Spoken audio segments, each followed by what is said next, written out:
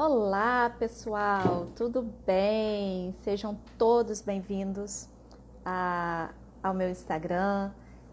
Hoje teremos uma live sensacional com a professora Ellen Carneiro, um papo constitucional de muita valia para todo mundo. Já queria iniciar aqui deixando o meu agradecimento, né, à professora Ellen por ter aceitado, né, participar dessa live tão importante, né, principalmente no momento, no cenário político em que estamos. Nosso papel enquanto operadores do direito, né, enquanto estudiosos da ciência do direito, é levar esclarecimento ao maior número de pessoas possíveis, tá? Vou esperar aqui um pouquinho, ver se o pessoal começa a chegar. Nós tínhamos um horário inicialmente previsto para as 18h30, mas tivemos alguns imprevistos, mas estamos aqui, firmes e fortes. A professora Ellen já chegou aqui, vou convidá-la. Deixa eu ver aqui, deixa eu chamá-la. Daqui a pouco ela aceita. E vamos que vamos levar aí essa live maravilhosa. Olá, minha querida professora Ellen Carneiro. Boa Que noite, honra tê-la aqui no meu canal, para que a gente possa debater sobre esse assunto tão importante, né? No cenário atual, tanto do Brasil e de outros países que também passam por situações semelhantes à nossa, mas especificamente aqui do nosso Brasilzão. Um tema um tanto quanto pesado, né? Você, como professora, acha que é uma matéria que os alunos meio que correm? corre sim, mas é muito necessário para o Brasil. Quero dar boa noite para a Mônica, que está entrando agora, amiga minha, advogada lá em São Paulo, Paloma. Opa, Falou boa muito bem do noite, Mônica. Seja judiciário. Ela falou bem-vinda. muito bem do judiciário lá do estado de São Paulo. Eu tenho vontade de ir para lá. Isso Gabriela, aí. boa noite. Boa Todos que noite a estão entrando. todos. E E vamos, né, Ellen? isso aí, com certeza vai dar certo, já deu certo. É isso São aí. os desafios que nos movem, né, minha amiga Com Paloma? certeza, com E a certeza. E gente, a gente não corre dos desafios. não, de maneira nenhuma. A gente enfrenta e segue em frente. Então, minha querida Ellen, vamos falar, né, sobre um assunto que no início do ano deu muito o que falar, né, que foi a nota emitida aí pela Procuradoria-Geral da República, né, o Augusto Aras, né. Mas antes de falar sobre a nota, né, que é o que vai dar todo o impulsionamento aí para a nossa live, apresentar para as pessoas, né, que ainda não conhecem, né, e vamos falar um pouquinho sobre esse tema, estado de exceção. Eu fiz uma colinha aqui, para não falar bobagem na frente da minha mestra, e é o seguinte, pessoal, estado de exceção, né, é uma situação oposta ao Estado democrático de direito, decretada pelas autoridades em situação de emergência nacional, como agressão efetiva por forças estrangeiras, grave ameaça à ordem constitucional democrática ou calamidade pública. E vamos lá, a nota, né, do PGR Augusto Aras, que no início do ano, mais precisamente em 20 de janeiro, no bojo de sua nota constou a seguinte afirmação: o Estado, entre aspas, né, pessoal, porque eu estou transcrevendo, né, estou dizendo aqui uma fala que foi dele, o estado de calamidade pública, por causa da pandemia, é a antessala do estado de defesa. Minha querida Ellen, como você, como professora, primeiramente, né, da cadeira de Direito Constitucional, e posteriormente como cidadã, óbvio, né, como que você recebeu essa nota? Qual foi sua avaliação sobre ela? Então, Paloma, primeiramente, é bom dizer que é um privilégio poder ainda estar aqui numa live de forma independente, de forma livre, podendo expressar nosso pensamento. nosso pensamento jurídico e nosso pensamento como também cidadãos, né? Cidadãs do Brasil. Por que falar que é um privilégio? Porque o estado de exceção, justamente o que nós vamos abordar hoje, especialmente a fala do Arias, ele retira de nós direitos e garantias individuais. Inclusive, a liberdade de podermos nos comunicar, a liberdade de expressão, realmente. Então, é bem complicado. O Aras, ele não apenas cometeu uma impropriedade técnica. A fala do Aras é uma fala realmente nebulosa para a democracia. Então, não é simplesmente falar, não, o Aras parece até que não entende muito constitucional. Não é isso apenas. Mas sim, a gravidade da sua fala foi tão grande que houve, logo a seguir, uma nota do Ministério Público Federal dizendo que o MPF aqui no Brasil não compactua com essas palavras do Aras. Olha isso. Por quê? Porque o Ministério Público, pela Constituição Federal, a partir do artigo 127, é uma instituição permanente a serviço da justiça. E é um órgão autônomo, não tem que prestar obediência a governo nenhum. A Constituição trouxe para o Ministério Público essa autonomia funcional, a autonomia institucional e também a autonomia financeira. Antes de 88, pasmem, pessoal, o MP era um braço do Poder Executivo. Até justificaria, não é, uma fala do Procurador-Geral da República antes de 88, nesse sentido, né?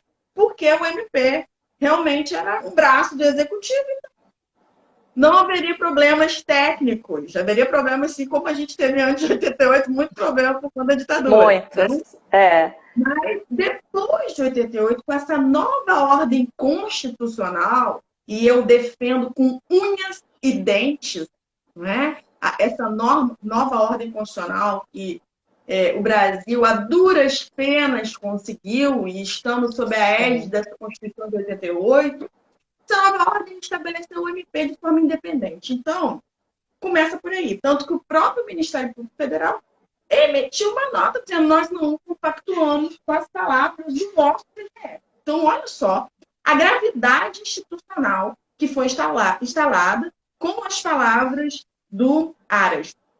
Por que o Aras cometeu uma imprecisão técnica? Por que ele não foi feliz inicialmente seu argumento? Porque não significa que a calamidade pública, e quem é constitucionalista sabe disso, e quem não conhece a Constituição, eu vou estar aqui expondo para vocês conhecerem um pouquinho mais. Paloma sabe o quanto eu gosto de fazer isso, né? De tornar a Constituição conhecida. A Constituição não estabelece isso, gente. Não estabelece o quê? Que antes do estado de defesa ser decretado, tem que haver uma calamidade pública, ou que a calamidade pública é como se fosse uma escada, né? Primeiro tem a calamidade pública para depois ter o estado de defesa, conforme as palavras do Aras. Então, o pronunciamento dele não foi técnico, porque ele não seguiu o conteúdo constitucional. E ele, como Procurador-Geral da República, tem como, justamente, como chefe dessa instituição preciosíssima chamada Ministério Público, ele tem que zelar pelo Estado Democrático de Direito. O MP, ele é o advogado da sociedade. Quem fala isso é o Diogo de Figueiredo Melo. Ele diz, olha, o Ministério Público é o advogado da sociedade. O que significa isso? É a instituição que vai prestar o quê? A advocacia da própria democracia. Não é uma coisa bonita? A própria democracia. O diz que o MP ele vai zelar, é uma instituição permanente que tem como responsabilidade a defesa do regime democrático, né? Dos interesses sociais individuais e disponíveis, dos interesses difusos e coletivos. Então, grande é a importância do Ministério Público. Quando o Aras se posiciona assim, é como se ele fosse contra o próprio Ministério Público. Porque se o Ministério Público zela, constitucionalmente falando, é dever constitucional zelar pelo regime democrático, como pode, né? Como pode, na verdade, aí a Mônica está dizendo que é fiscal da lei também. Fiscal da lei. Como pode o Procurador-Geral da República falar batatada dessa? Porque eu não vou dourar a pílula aqui, não. Como pode ele falar? Nós podemos, né? Nós podemos falar. Nós podemos falar. Por enquanto, né? Tomara que não seja instituído o Estado de Defesa. Pois é. E aí, aproveitando, né, que você deu essa deixa aí, explica, Ellen, para as pessoas, pelo amor de Deus, o que é um estado de defesa, o que é um estado de sítio, que tanto nos apavora, né, enquanto operadores do direito, enquanto cidadãs, né, que somos. Mas eu acho que o pessoal está meio esquecido ou não sabem tecnicamente o que quer dizer e quais as consequências disso na vida prática, na vida comum de todos nós. Então, muito mais do que falar, eu vou mostrar. E eu vou mostrar o conteúdo constitucional. Estou com a minha querida Constituição na minha frente aqui para ler para você.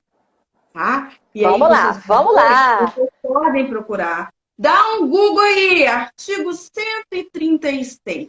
Então, depois, quem quiser estudar melhor sobre isso, dá um Google no artigo 136, que fala sobre o Estado de Sítio, e o artigo 137 e seguintes, que fala sobre o 136 fala sobre o Estado de Defesa e o 137 seguinte sobre o Estado de Sítio. Eu vou ler o 136, porque toda a polêmica que o Aras acabou lançando foi sobre o 136. Uma possibilidade de Estado de Defesa aqui no Brasil. Isso. Por conta do coronavírus, da pandemia do coronavírus e todo esse abalo que houve. E realmente há um decreto, é importante dizer isso, há um decreto de calamidade pública e várias decorrências, medidas provisórias e tudo mais, porque realmente é uma situação emergencial, a situação da pandemia. Mas nem toda situação emergencial vai virar um estado de defesa. Vai virar um estado de defesa. Tá? Vamos lá. O 136 diz o seguinte, pessoal. Escuta, preste atenção. O presidente da República pode. Ele pode. É interessante que a lei não contém palavras inúteis, né? Quem fala muito isso é o Fernando Miller, que foi meu professor, e eu não esqueço dessas palavras. Se ele pode, não significa que ele deve. Senão a Constituição ia falar, o presidente da República deve, mas o presidente da República pode, certo? Ouvidos o Conselho da República e o Conselho de Defesa Nacional, então ele não vai poder, sem ouvir, ele primeiro precisa ouvir os seus órgãos consultivos, para quem não sabe, gente, eu vou falar agora, o presidente da República tem órgãos auxiliares. Os primeiros são os ministros de Estado. São importantíssimos, né, para o presidente da República. E depois nós temos também os órgãos consultivos, que são justamente o Conselho da República, e compõe o Conselho da República o vice-presidente, o ministro da Justiça, né, o Procurador-Geral da República, o AGU, né, também membros do Congresso Nacional, líderes da maioria, da minoria. Isso é muito bonito, gente, quando a gente estuda os órgãos consultivos. Primeiro eu falo para os alunos o seguinte, eu espero que os órgãos consultivos nunca sejam consultados. Chega o ponto do presidente chegar, pessoal, chega para perto, porque os órgãos consultivos só vão realmente trabalhar efetivamente quando o presidente precisa, né? Quando ele tem que ouvir. Eu costumo dizer, é porque o Brasil realmente está numa situação muito precária. E aí sim, nós vamos ter Conselho da República, Conselho da Defesa Nacional. O Conselho da República tem esses integrantes, ministro da Justiça, o PGR, o AGU, representantes no Congresso Nacional da maioria, da minoria. Tem algo muito curioso no Conselho da República, que é um cidadão brasileiro, né, que ele é eleito para ficar de 3 em 3 anos, aí depois outro vai ser eleito. O presidente do Brasil que vai dizer quem vai ser essa pessoa. Aí tem as qualificações constitucionais, muito interessante. Então, a pessoa do nada, eu fico assim, gente, será que eu curiosa, né? Quem será, né? Quem será o eleito? Eu fiquei sabendo que quem está é o Carlos Veloso, um ex-ministro. Ele, né, já se aposentou e ele está no Sim, Conselho sim. Público, né? Enfim, eu curiosa por tudo. E o Conselho de Defesa Nacional, que é esse segundo órgão consultivo que aparece aqui, ele vai aparecer em questões de guerra. Quando o Brasil precisa, por exemplo, ou declarar guerra, ou ele vai apoiar algum país que, né, que declarou guerra. Que Isso já na guerra. aconteceu. O Brasil tem essa tradição não de declarar guerra. Nosso país é um país até diplomaticamente assim, muito bom. Dizem que os melhores diplomatas do mundo são os nossos, porque é um país que não tem tradição de litigância penal internacional. Na visão do Sim. Brasil, a guerra é um ilícito penal. É muito interessante isso, né? Ainda bem que o Brasil é assim, que a gente tem essa visão. E aí, o Conselho de Defesa aparece dessas questões de guerra, porque o Brasil tem que apoiar algum país também em questões de guerra e por aí vai. E por ser um Conselho de Defesa Nacional, aí nesse conselho, por exemplo, não vai ter essa pessoa que é escolhida esporadicamente, né, pelo presidente da República, não vai ter os órgãos do Congresso Nacional. O que mais vai ter? Repete-se o vice-presidente, o ministro da Justiça, repete-se o PGR, o AGU.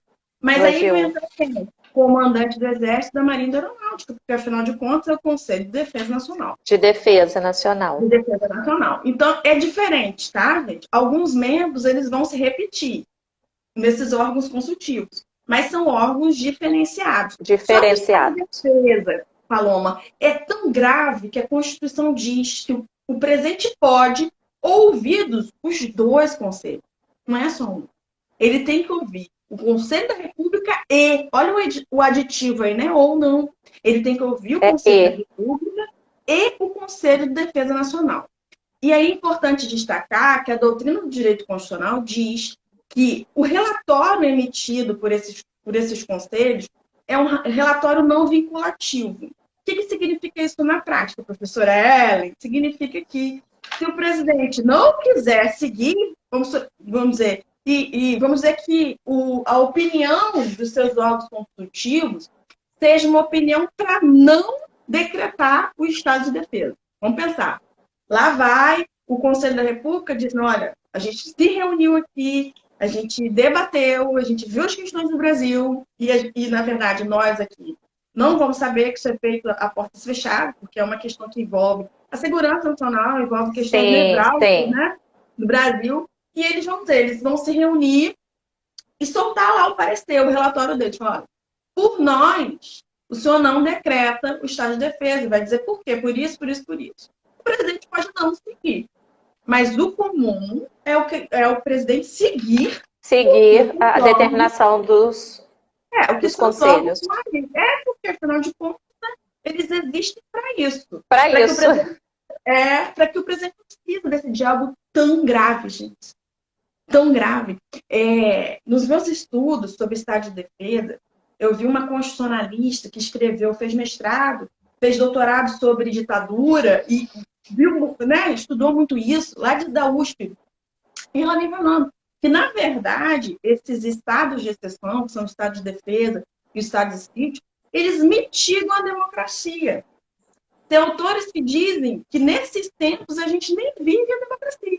Exatamente. Então, é muito grave a decretação do estado de defesa, tá? E continuando aqui, vocês entenderam? Espero que sim. Depois que ele escuta, né, os órgãos consultivos, ele pode, como diz a Constituição, decretar estado de defesa para... Qual a finalidade? A Constituição vai dizer, tá? Não vai ser a invenção de moda do presidente. Eu vou decretar porque eu quero. Não. A Constituição diz que é para preservar ou prontamente restabelecer em locais restritos e determinados a ordem pública ou a paz social ameaçadas por grave e iminente instabilidade institucional ou atingidas por calamidades de grandes proporções na natureza.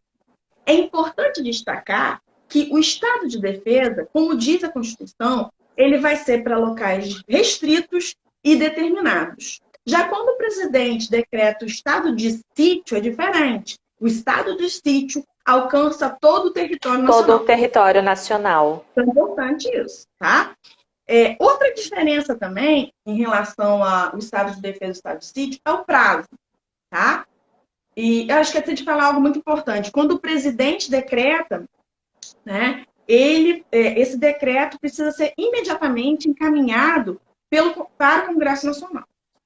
Porque quem vai decidir definitivamente sobre o estado de defesa é o Congresso É Nacional. o Congresso. E, salvo engano, são 10 dias, não são? Para poder fazer essa aprovação ou rejeição? São 10 dias, exatamente. 10 dias. E aí ele tem um tempo, né? E aí ele vai durar um tempo determinado, podendo ser renovado, não é isso? Prorrogado. O máximo que sabe muito, gente, falou, mas lembrou, não tá lembrando dos detalhes.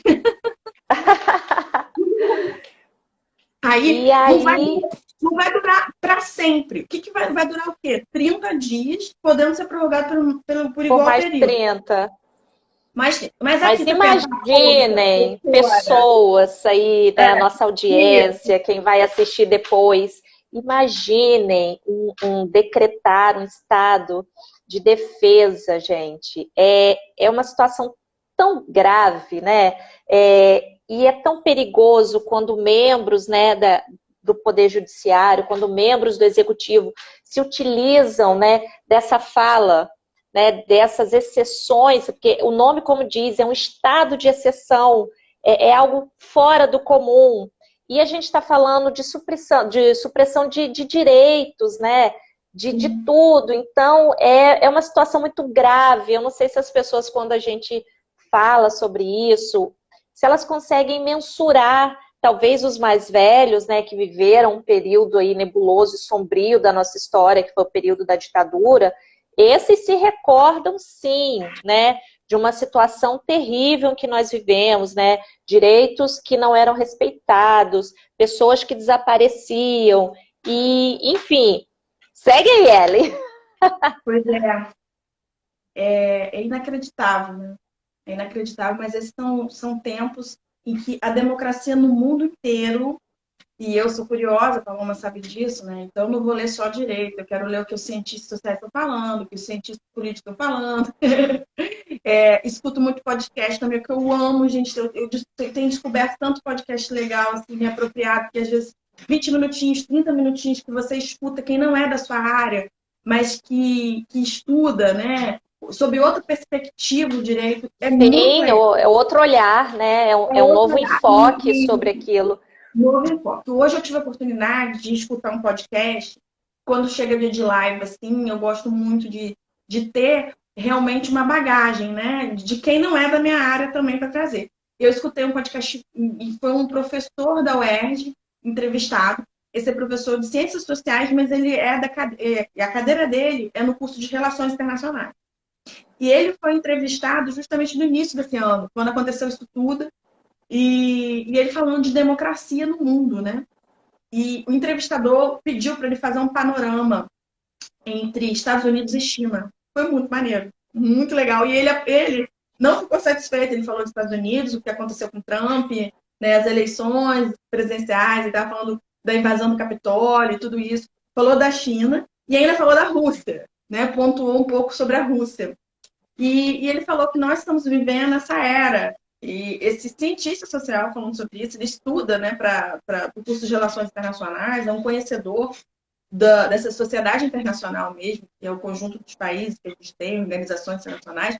Ele diz o seguinte: esses são tempos em que a democracia está sendo muito prejudicada em vários países do mundo.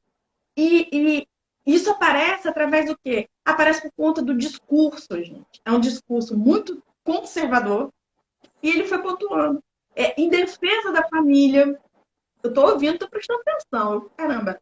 Mas esse em defesa da família faz com que as pessoas acabem não tendo empatia por grupos diferenciados. Não acredito que tem que haver a defesa das minorias e por aí vai. E todo esse conteúdo acaba alcançando o poder. O Trump, quando ele foi Sim, eleito, o cientista falou, ele foi eleito por uma sociedade que estava cansada de perder dinheiro, porque os Estados Unidos estavam em crise, né? E o Trump representou esse outsider. Ele usou até essa expressão. E a gente, no Brasil, a gente tem um outsider eleito também. Que é tem, quem? A tem. pessoa que vai dizer, eu não venho, eu não sou, né? Eu nunca fui presidente do Brasil, eu nunca fui presidente dos Estados Unidos, né? Eu sou antipolítica, né? Como que pode um político falar, eu não gosto de política, que não sei o que, as pessoas acreditarem nisso? Que a gente não tem que conhecer política, a gente tem que odiar a política, que política, todo político é corrupto. Então ele foi falando sobre esse discurso, que é um discurso que tem atingido muitos países democráticos. Países como a Sim, China não se preocupam muito com isso, porque lá a oscilação de democracia é muito pouca. Ele até foi falando dos regimes a partir da década de 70, foi bem legal a fala sim, dele. E falou, a China foi se abrindo. E realmente, gente, a China foi se abrindo. É o país que está despontando e ganhando dinheiro a China. E num regime muito diferente do nosso, que é um regime bem mais autoritário, mas é um regime autoritário que tem alguma margem para a democracia, mas muito pouca. Eles estão acostumados com isso lá. Não estou dizendo que lá não tenha grupos na China, que sejam grupos opositores, pessoas que, né, que estão sofrendo, mas assim, sim. o que esse cientista social pontuou, ele falou sobre essa questão dos países que são tradicionalmente democráticos, né? Como no caso dos Estados Unidos, que chegou esse outsider e através de um discurso muito pesado, um discurso armamentista, um discurso de restrição de direitos, né? De concentração de poder nas mãos de uma pessoa, isso é totalmente antidemocrático, né? Com certeza.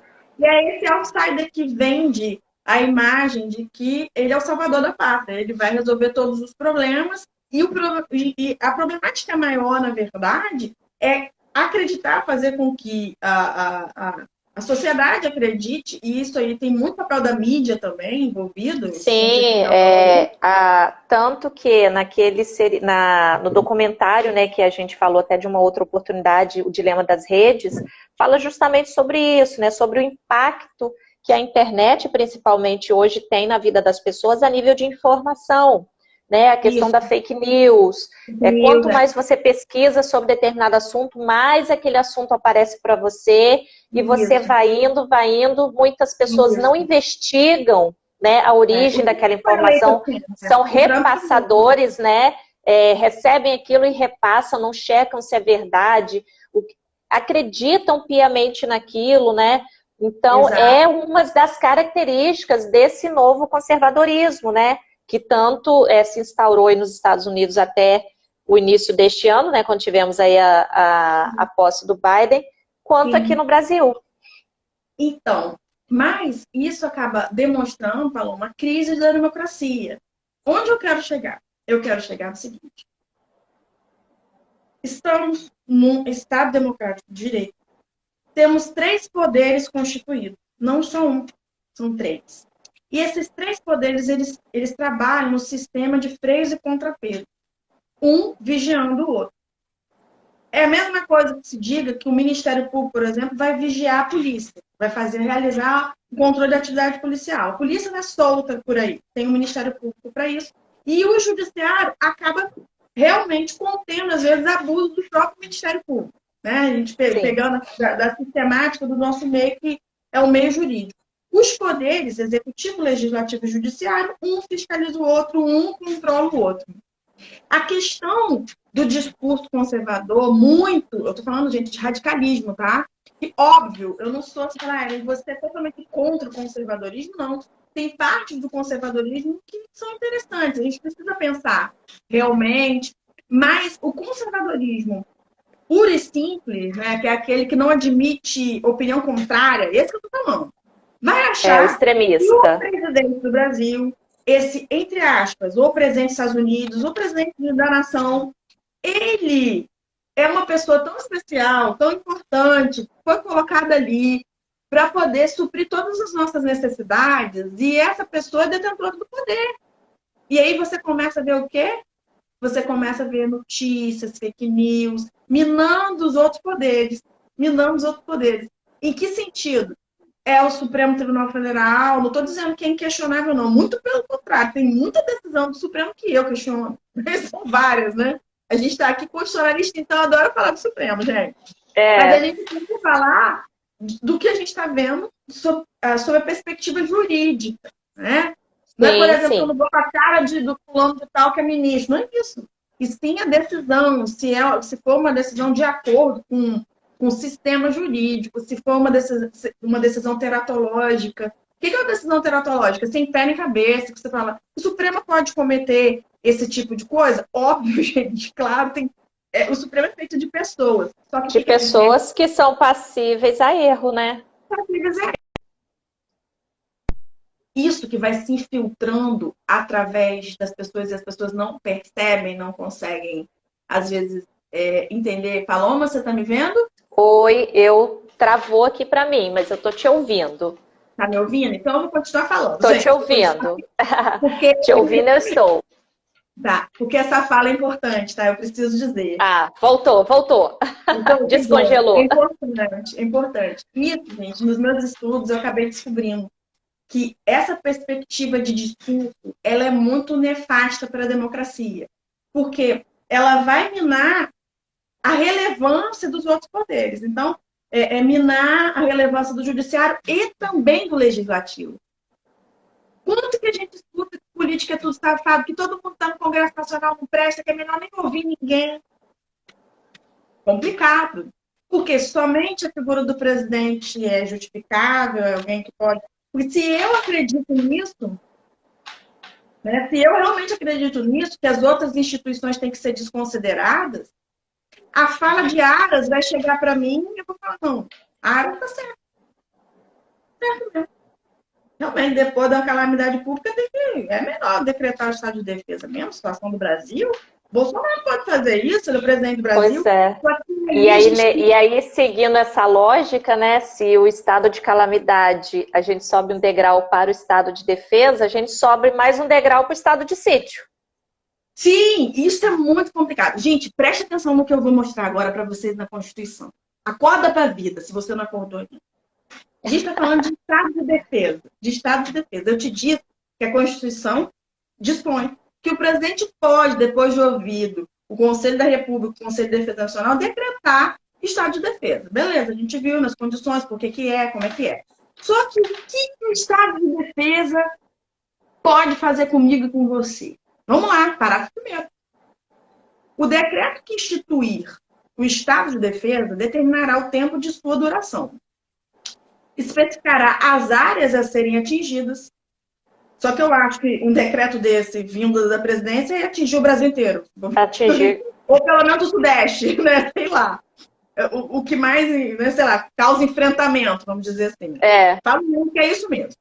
Nos termos e limites da lei. As medidas coercitivas a vigorarem, dentre as seguintes. Vamos acordar, gente. Olha isso. Restrições aos direitos de reunião, ainda que exercida no seio das associações. Reunir-se? Não pode, não. Não pode, não.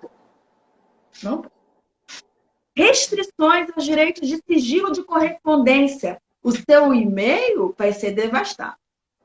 Isso aí. E até mesmo, eu lendo sobre isso, estudando, eu vi um constitucionalista falar que isso diz respeito à correspondência mesmo, aquela correspondência carta que chega pra gente. Sim, sim. Também, né? Sim, a correspondência, acho até que a que se refere à Constituição, até por conta do ano, né?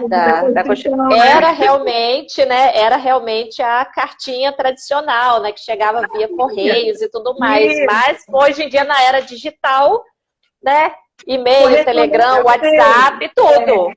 E aí vem a linha C do inciso 1, restrições aos direitos de... Acorda agora. Se não acordou, acordou agora. Que a pessoa vai acordar agora. Agora é a hora. Agora é a hora de despertar. Sigilo de comunicação telegráfica e telefônica. Sigilo de comunicação telegráfica e telefônica. Tudo que a gente fala pelo WhatsApp, pelo Telegram, pelo Instagram, tudo, gente. Todos os meios de comunicação. Todos os meios vão ser devastados. pelo governo federal. E isso em prol do quê? Vamos voltar para o caput. Para restabelecer a ordem pública ou paz social ameaçados por grave e iminente instabilidade institucional ou atingidos por calamidades de grandes proporções na natureza. Calamidade de grandes proporções na natureza não é uma pandemia. Isso é importante dizer. Quando a Constituição diz calamidades de grandes proporções na natureza, isso não é uma pandemia, tá bom? Isso é uma situação, assim, vamos dizer que teve uma enchente que pegou várias cidades ao mesmo tempo. São fenômenos naturais, furacão, terremoto, tsunami. Isso. A prefeita chegando aí, Francimara, boa noite. Boa noite. Muito querida para mim, ela sabe disso, né? Principalmente por ser uma mulher que chegou, né, pela segunda vez ao poder. A Mônica está até colocando aqui pra gente, né? Acaba a criptografia de ponta a ponta, acabou, não tem mais sigilo em comunicação nenhuma, nada. Estaremos todos expostos com nossos direitos violados, né? Direito à intimidade violado. Então, assim, é muito grave e as pessoas não compreendem isso, Ellen. Não compreendem. As pessoas não compreendem. E aí, pessoal, olha só o que diz o parágrafo 3º. Na vigência do estado de defesa, a prisão por crime contra o Estado, determinada pelo executor da medida, sabe o que significa isso? Que o executor da medida aqui não é o juiz que vai determinar a prisão, não. Olha que doideira, gente. Meu Deus do céu. Por isso que é um estado de exceção. Né? Porque se isso for regra, e deve ter quem queira que seja regra, tá amarrado, né? Tá amarrado mesmo. O executor é o administrador. Ele vai mandar prender. A prisão por crime contra o Estado, determinada pelo executor da medida, será por este comunicado imediatamente ao juiz competente. E aí o juiz vai relaxar, se não for legal, facultado ao preso requerer exame de corpo de delito à autoridade policial. Só que sabe o que vai acontecer? Esse preso vai ficar um tempo no xilindró. Até tudo isso acontecer, né? A medida ser comunicada, o juiz relaxar a prisão. E às vezes. Até falar o que quer ser ouvido, né? O que se quer que ouça. Então, e aí a gente tem os casos, né, tenebrosos e nebulosos aí da época da ditadura, a questão da tortura. Exato. E é um passo, né? É um passo para isso, acontecer isso aqui, essa prisão, uma prisão é um liame, né? É muito tênue ali, muito tênue. É um fio de cabelo, Aí vem falando mais. Comunicação será acompanhada de declaração pela autoridade do estado físico e mental do detido no momento dessa atuação. Isso aqui é facilmente violável. De dizer, tava doidão, tava fazendo isso, fazendo aquilo, né? Esses dias, uma delegada da Polícia Federal alterou o conteúdo da prova, do inquérito. Você ficou sabendo disso, Paloma? Não. Ela fez isso. Como é que fala? Esse foi o caso de São Paulo? Eu acredito que sim. Eu sei que foi uma delegada da Polícia Federal. A Mônica falando aí, essa audiência de custódia. Exatamente. Não tem nada disso. Então, por exemplo, infelizmente, eu não estou dizendo que todos os delegados, todas as delegadas das instituições são muito ruins. Muito pelo contrário. Eu acredito tanto nas instituições que estou procuradora do município até hoje, né? Que faz parte de uma delas. Dentre as instituições, tem pessoas ruins também. Então, imagine se esse preso foi detido, né? E aí, tudo que vai ser colocado ali é forjado. Como que vai ser isso, entendeu? É muito complicado.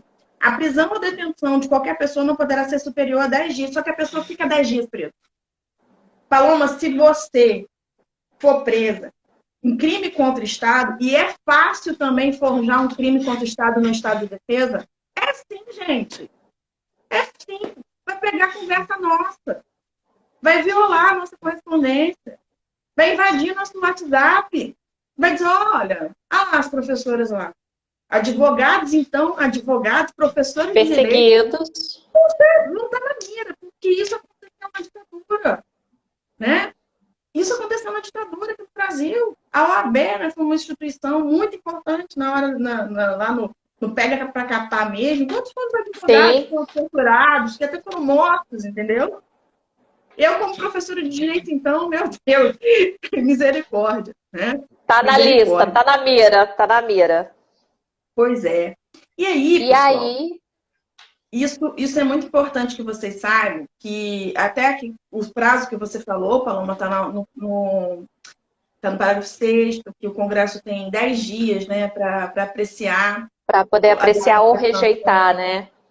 Isso, É, e que o Congresso, se tiver em recesso, que ia ser o que ia acontecer em janeiro, né? Em janeiro tem sim, o recesso parlamentar. exatamente. Ele é convocado extraordinariamente no prazo de 5 dias. Então, os congressistas têm 5 dias para chegarem no Congresso, no recesso parlamentar. Só contando para vocês que recesso parlamentar começa dia 23 de dezembro, vai E termina até 2 de janeiro, não é?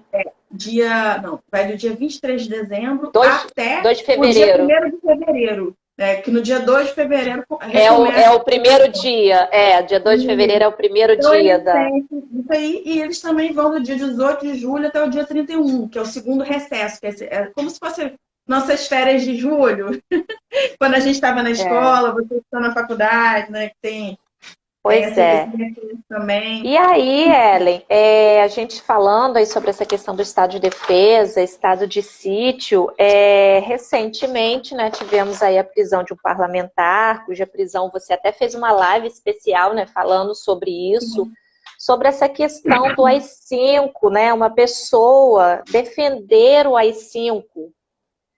Como isso, gente? Como que nós, operadores de direito, mais uma vez, você especificamente constitucionalista, e todas as pessoas, né? Porque nós temos alguém na família que já viveu esse período nebuloso, né, da ditadura e que conta, né, horrores, né? Quem vivenciou de perto, né, que sofreu mesmo na pele, ou teve algum parente que foi submetido à tortura, que desapareceu, que morreu. E os direitos totalmente suprimidos, né? Você não tem liberdades, né? E aí não é só liberdade de expressão, liberdade de ir e vir. Como que fica isso, Ellen, essa questão do AI-5?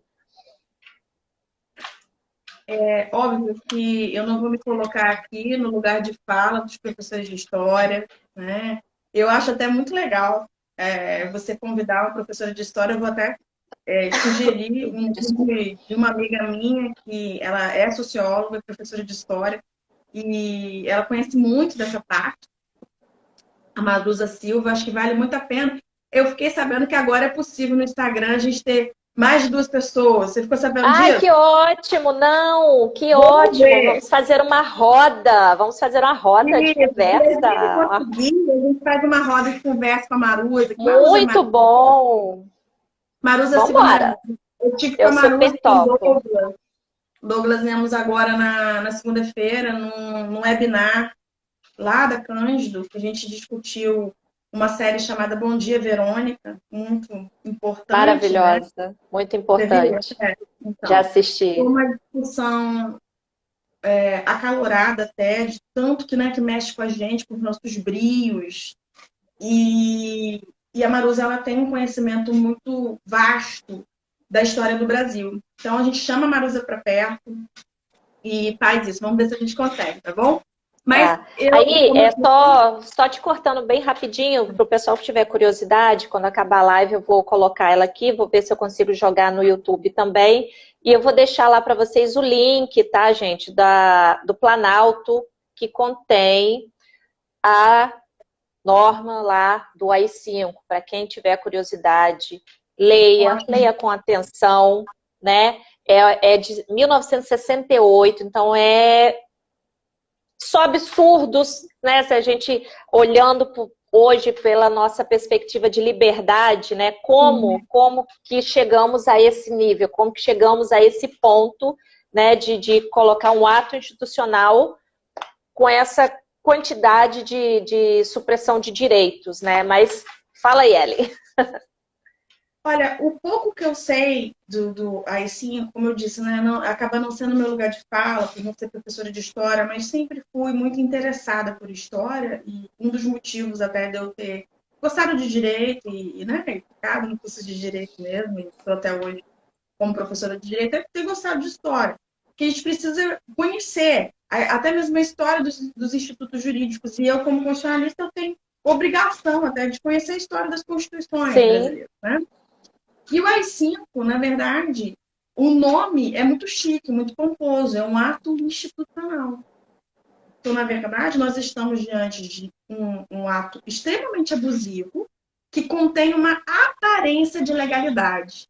O AI-5, na visão que nós temos do Estado Democrático de Direito, ele é frontalmente inconstitucional. Então, se alguém tentar algo parecido com o AI-5 hoje, né, está cometendo um crime contra a segurança nacional. Começa por aí, importante dizer isso, tá? E aí, o que esse ato institucional, esse nome tão pomposo, com aparência de legalidade, mas na verdade totalmente ilegal e abusivo? Instituiu um Estado aqui no Brasil que não era um Estado democrático. Então, varreu a democracia para debaixo do tapete. Foi isso que fez o AI-5. Na prática, foi isso. Então, você não teve mais no Brasil, as pessoas, na verdade, naquele tempo, pararam de ter direitos de se reunirem, de se expressarem. Tudo era motivo para ser preso, gente, qualquer coisa. Então, ser contra o governo, por exemplo, o que a gente faz de maneira livre aqui no Brasil, que é tecer críticas quando necessárias, né? E até mesmo quanta bobagem não é dita hoje na internet, quanta crítica às vezes desnecessária, mas até para essas críticas desnecessárias ou bobagens, há liberdade, né? A liberdade de manifestação de pensamento sendo vedada anonimato. Responderemos pelo excesso das nossas palavras, lógico, né? Se caluniarmos uma pessoa, difamarmos uma pessoa ou injuriarmos uma pessoa, estaremos provavelmente inseridos, né, no rol lá dos crimes contra a honra. Enfim, mas temos no regime democrático de direito, no Estado democrático de direito, essa liberdade de viver. O AI-5 tolheu a liberdade de viver. O AI-5 sepultou sonhos, não apenas pessoas. Né? O AI-5 possibilitou prisões absurdamente legais, assim, absurdamente legais. Fora o que nunca vamos ficar sabendo que aconteceu nos porões da ditadura. A gente ficou sabendo de uma coisa ou outra, que tem relatos históricos, mas tem coisas que se perdeu no tempo, né? Tem coisa que se perdeu no momento histórico, que a gente nem vai saber o que aconteceu por conta do AI-5. Gente, prestem atenção. Eu vou ler para vocês o parágrafo único do artigo 1º da Constituição. Todo poder emana do povo, que o exerce por meio de representantes eleitos, ou diretamente nos termos dessa Constituição. Então, no parágrafo único do primeiro artigo que aparece na Constituição, que essa Constituição tão preciosa, né, que restabelece o Estado Democrático de Direito, diz que o poder emana da gente. E esse poder é exercido por nossos representantes. Mas numa democracia, o político, né, ele está ali porque nós votamos nele. E do político, numa democracia, né, a alternância política. Se esse que está exercendo o poder não está de acordo com o que é bom para o país, vamos dizer, né, o país pode ter um outro pensamento. Em 2018, não foi, de certa forma, uma mudança de paradigma? Foi. Sim. De acreditar, talvez, que o Brasil poderia mudar, por isso, por aquilo. Sim. 2022 podemos mudar de opinião novamente e exercer a nossa opinião através do voto. Exato, isso. Isso é da democracia. Então, quando a Constituição diz isso, todo o poder emana do povo, está dizendo não vai ter mais AI-5. Entende? O Constituinte originário colocou no primeiro artigo da Constituição que é a República Federativa do Brasil, formada pela união indissolúvel dos estados, municípios do Distrito Federal, constitui-se em Estado democrático de direito e tem como fundamento a soberania, a cidadania, a dignidade da pessoa humana, os valores sociais do trabalho e da livre iniciativa e o pluralismo político. Parágrafo único, todo poder emana do povo, que o exerce por meio de representantes eleitos, nos termos dessa Constituição.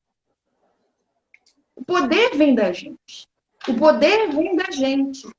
Então, alguém que abre a boca para falar que a gente tem que ter um novo AI-5 é uma pessoa que está desmerecendo todo o Estado Democrático de Direito. Está botando desmerecendo o Estado Democrático e ainda virando as costas para aqueles que o colocaram lá. Porque se hoje ele é um parlamentar, né, essa pessoa especificamente da qual nós estamos falando, se hoje é um parlamentar, foi pelo voto direto das pessoas. Exato. E que, em se instaurando um ato institucional como o AI-5, essa vai ser a primeira medida a ser restrita, exato, a ser retirada do povo, a vontade popular. Paloma, você tocou aí na ferida. É exatamente isso. Inclusive, o Congresso Nacional não tem mais vezes. Quando o AI-5 é, né, instalado, o presidente é essa pessoa, esse chefe vai mandar É o líder supremo, né? É o líder supremo. Ignora-se completamente as casas, né, legislativas, né, inclusive o judiciário, e é o ditador. Exato. Então, isso que é ditadura. Ditadura é não ter mais voz. Ditadura é ter realmente retirado de você todo o conjunto de direitos que foi alcançado com muita luta. Então, o que a gente tem aqui, fala, mas a Constituição é muito garantista. Mas tem muito direito garantido fundamental aqui. Tem muita coisa, tá doido, né? Não pode torturar no Brasil, não pode pena de morte, não pode não. Você queria o quê? Ter menos direito? Ou não ter direito nenhum? Não ter direito à palavra? Ter direito a nada? Vai fazer live, né?